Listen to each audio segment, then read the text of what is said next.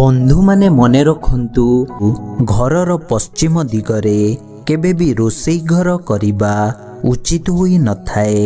नचेत एहा घर पाई अशुभ हेबा सह घरे सर्वदा अर्थ अभाव देखा देइथाए एवं घरर मुख्य लोकंकु रोगाग्रस्त करि देइथाए। मने रखंतु केबे भी घरर नैऋत्य कोणरे मुख्य द्वार करिबा उचित होई नथाए। नचेत एहा द्वारा परिवारर सदस्यंकु दीर्घस्थायी भावे रोग लगी रही थाए एवं केबे भी घरर पश्चिम पटकु नीचा करिबा उचित होई नथाए।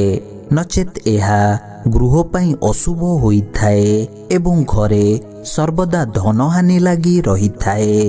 मने रखंतु जदि घरर पश्चिम पटकु ठाकुर घर रहुथाए तेबे सेही घरर सदस्य माने सर्वदा तंत्र मंत्र किंबा गुणीगारेडी उपरे अधिक निर्भर करी रही थांती। एणु सर्वदा उत्तर पूर्व दिगरे ठाकुर घर करिबा उचित होइथाए। मने रखंतु घर करिथिबा स्थानरे भूमिर उच्च नीच दोष रहिथिले पंचमुखी हनुमानंकर एक फटो टांगिबा द्वारा घरर अशुभत्व दूर होई मंगल सिद्ध होइथाए। मने रखंतु वास्तुशास्त्र अनुसारे घरे जदि भूमिजनित कौनसी दोष रही थाए तेबे समुद्र रे किछि माटी पकाइबा परे समुद्र बालीरू अल्प आनी घर करुथिबा स्थान रे पोती देले भूमिजनित दोष एवं अशुभत्व दूर होइथाए। मने रखंतु घरर मुख्य द्वार जदि दोषयुक्त रही थाए तेबे मुख्य द्वार रे भगवान गणेशंकर एक फटो रखिबा द्वारा गृह पाई मंगलकारी होइथाए। सेहीपरि जदि रोषेई घरे कौनसी वास्तुदोष रही थाए तेबे रोषेई करि सारिबा परे किछि खाद्य अग्नि को समर्पण करिबा द्वारा समस्त वास्तुदोष दूर होइथाए। मने रखंतु जदि छोट पिला राति रे चमकु थांती तेबे गोटिए मयूर पंखा सोईबा घरे रखिबा द्वारा चमकीबा दोष दूर होइथाए। सेहीपरि जदि पिला माने बिछणारे परिश्रा करी देउथांती तेबे श्मशान भूमिरू माटी आनी पिलांक द्वारा ओस्तगछ मूलरे पोतिबा द्वारा ताहा दूर होइथाए। सर्वदा मने रखंतु मंदिर जाइथिबा समयरे ठाकुरंकु भूमिष्ठ प्रणाम हेबा उचित होइथाए। एहा आपणक पई अत्यंत मंगलकारी होइथाए एवं आयुरे मध्य वृद्धि होइथाए। मने रखंतु केबे भी गाधेई नथिबा समयरे ठाकुरंकु नमस्कार करिबा उचित होई नथाए। नचेत एहा बहुत अशुभ होइथाए एवं केबे भी निज घर लोकंक उपरे अभिमान करिबा मध्य उचित होई नथाए। नचेत एहा निजर क्षति हेबा सहित क्रोध एवं हिंसा जाग्रत होइथाए। मने रखंतु पर धन हरण करिथिबा व्यक्ति माने मृत्यु परे तामिश्र नर्क भोग करि थांती एवं अनेक दिन पर्यंत भोक उपासरे छटपट होई थांती। सेही परी मने रखंतु पर स्त्री हरण करिथिबा लोक माने अंध तामिश्र नर्क भोग करि थांती एवं जीव हत्या करी कुटुंब प्रतिपोषण करुथिबा व्यक्ति मानंकु मृत्यु परे भैरव नर्क प्राप्त होइथाए। मने रखंतु जीवजंतुंक प्रति हिंसा करुथिबा लोक माने मृत्यु परे महाभैरव नर्क प्राप्त करि थांती एवं पाषांड प्रकृतिर लोक माने अशीपत्रवन नर्क प्राप्त करि थांती।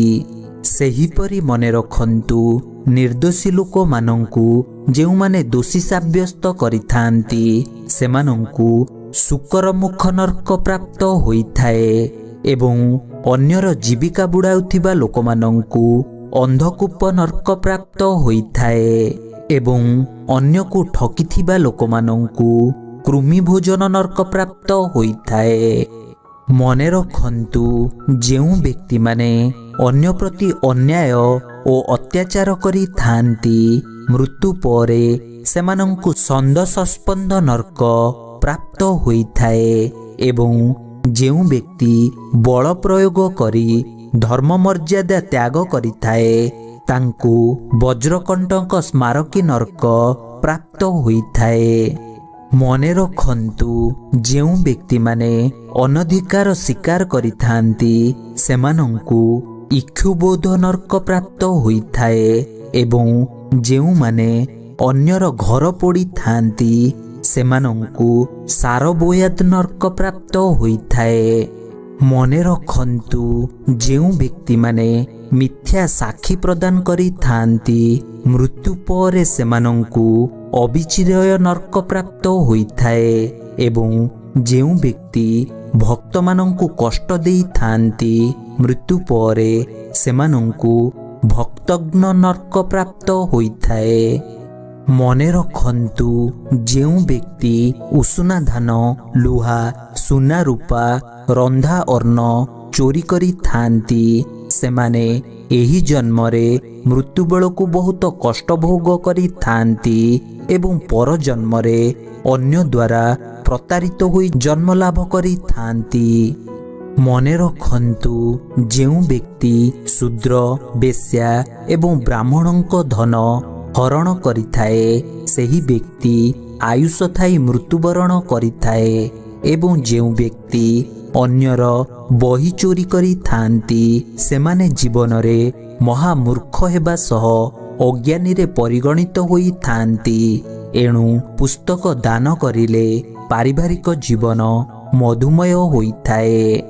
ମନେ ରଖନ୍ତୁ, ସୋମବାର ଦିନ ଯଦି ନିୟମିତ ଭାବରେ କ୍ଷୀର, ଚାଉଳ କିମ୍ବା ଚିନି ଦାନ କରାଯାଏ ତେବେ ଘରେ ସୁଖ ସମୃଦ୍ଧି ବୃଦ୍ଧି ହୋଇଥାଏ ଏବଂ ଗୁଡ଼ ଦାନ କରିବା ଦ୍ୱାରା ଘରେ କଳି ଝଗଡ଼ା ଦୂର ହୋଇଥାଏ ଏବଂ ଦାରିଦ୍ରତା ମଧ୍ୟ ଦୂର ହୋଇଥାଏ। ମନେ ରଖନ୍ତୁ, ଶାସ୍ତ୍ର ଅନୁସାରେ ଠାକୁର ପୂଜା କରିବା ସମୟରେ ପୋଡ଼ି ଯାଇଥିବା ଲୁଗା, ସିଲେଇ ହୋଇଥିବା ଲୁଗା, 3 ଦିନ ପର୍ଯ୍ୟନ୍ତ ଧୁଆ ହୋଇନଥିବା ଲୁଗା କିମ୍ବା ଝାଡ଼ା କିମ୍ବା ପରିସ୍ରା ସମୟରେ ପିନ୍ଧିଥିବା ଲୁଗାକୁ ପିନ୍ଧିବା ଅନୁଚିତ ହୋଇଥାଏ, ନଚେତ୍ ଏହା ଆପଣଙ୍କ ପାଇଁ ବହୁତ ଅମଙ୍ଗଳକାରୀ ସାବ୍ୟସ୍ତ ହୋଇଥାଏ। ମନେ ରଖନ୍ତୁ, ଦ୍ୱାଦଶୀ ତିଥିରେ ଗ୍ରହଣ ଲାଗିଥିବା ଦିନରେ, ପିତୃମାତୃଙ୍କ ଶ୍ରାଦ୍ଧ ଦିନରେ ଏବଂ ବ୍ରତ ଦିନ ମାନଙ୍କରେ କେବେ ବି ମୁଣ୍ଡରେ ତେଲ ଲଗାଇବା ଉଚିତ ହୋଇନଥାଏ, ନଚେତ୍ ଏହା ଦ୍ୱାରା ଦୁଷ୍କର୍ମ ଭୋଗିବାକୁ ପଡ଼ିଥାଏ। ତେବେ ବନ୍ଧୁମାନେ, ଏହା ଥିଲା ଆଜିର କିଛି ବଡ଼ ଓ ଗୁରୁତ୍ୱପୂର୍ଣ୍ଣ ଅନୁଚିନ୍ତା ବିଷୟରେ ଯାହାକୁ ଯଦି ଆପଣମାନେ ପାଳନ କରନ୍ତି ତେବେ ଆପଣଙ୍କର ଓ ଆପଣଙ୍କ ପରିବାରର ମଙ୍ଗଳ ହେବ। ବନ୍ଧୁମାନେ, ଯଦି ଭିଡ଼ିଓଟି ପସନ୍ଦ ଆସିଥାଏ ତେବେ ଭିଡ଼ିଓଟିକୁ ଗୋଟେ ଲାଇକ୍ଟେ କରନ୍ତୁ ଓ ଆପଣଙ୍କ ବନ୍ଧୁମାନଙ୍କ ସହିତ ନିଶ୍ଚୟ ସେୟାର କରନ୍ତୁ ଏବଂ ଏହିପରି କିଛି ନୂଆ ନୂଆ କଥା ବିଷୟରେ ଜାଣିବା ପାଇଁ ଆମ ଚ୍ୟାନେଲକୁ ସବସ୍କ୍ରାଇବ୍ କରିନିଅନ୍ତୁ ଓ ପାଖରେ ଥିବା ବେଲ୍ ଆଇକନ୍କୁ ମଧ୍ୟ କ୍ଲିକ୍ କରିନିଅନ୍ତୁ। ଧନ୍ୟବାଦ।